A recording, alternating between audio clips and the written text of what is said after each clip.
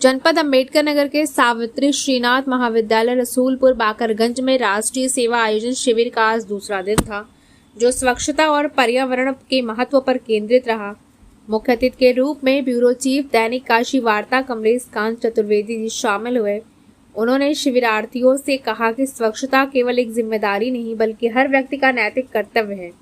उन्होंने ये भी बताया कि गंदगी और दूषित जल से बचाव हमारे समाज की भी जिम्मेदारी है। इसके बाद शिविरार्थियों ने रसूलपुर बाकरगंज की मलिन बस्ती में जाकर वहां के लोगों को स्वच्छता के बारे में जागरूक किया और उन्हें साफ सफाई बनाए रखने के उपाय बताए।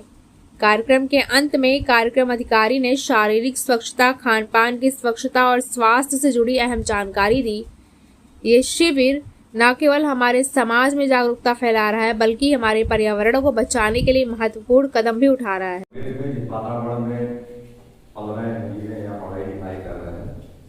इस समय बहुत बचा करके बहुत सुरक्षा के दृष्टिकोण रखते हुए अपने आप को कार्य करना चल रहा है, क्योंकि हमारे तरफ आप देख रहे हैं चारों तरफ क्या नाम ऐसा वातावरण बन चुका है कि जहाँ से आपको श्वास लेने में दिक्कतें उत्पन्न होने जा रही हैं।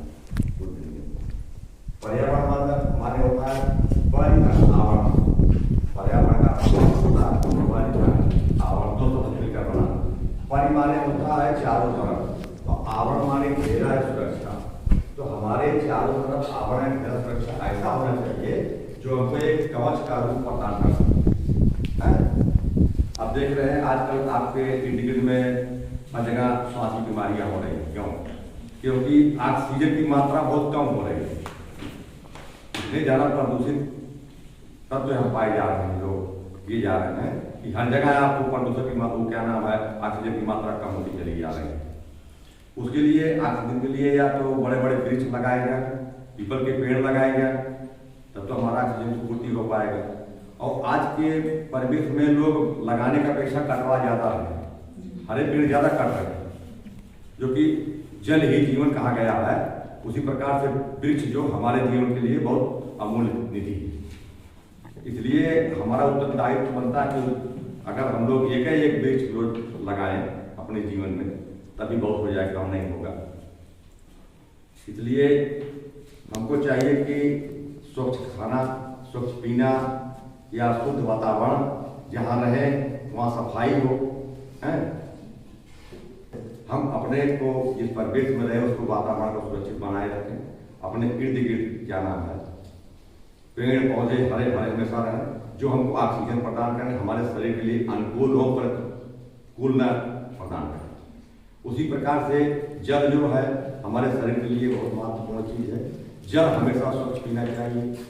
जल से हमारा संपूर्ण जीवन आगे बढ़ेगा। जब आप स्वच्छ जल पिएंगे, स्वच्छ भोजन करेंगे, तो अपने आप आपका शरीर ठीक रहेगा, उसमें कोई विकृतियां नहीं उत्पन्न होगी। जो भी आप करेंगे आप अपने शरीर के लिए अनुकूल रहेगा। खाने पीने में लापरवाही कभी नहीं करनी चाहिए। जो आप खाइए उसको कायदे से स्वच्छ भोजन कीजिए।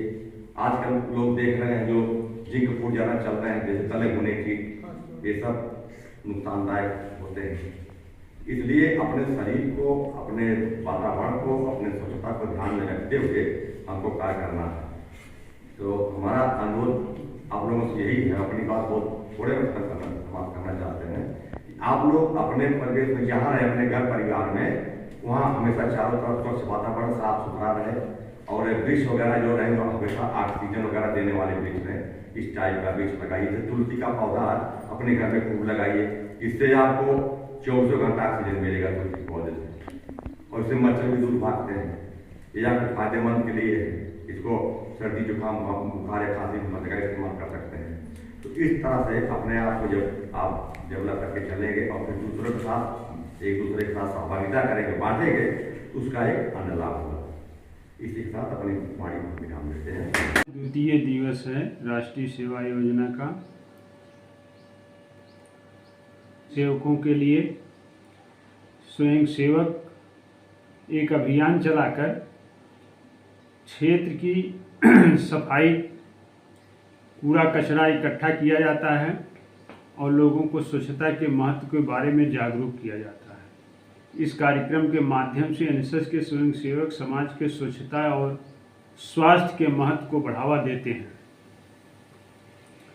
और पर्यावरण के बारे में एनएसएस के द्वारा स्वयंसेवकों द्वारा वृक्षारोपण कार्यक्रम आयोजित किया जाता है, जिसमें विभिन्न प्रकार के पेड़ लगाए जाते हैं।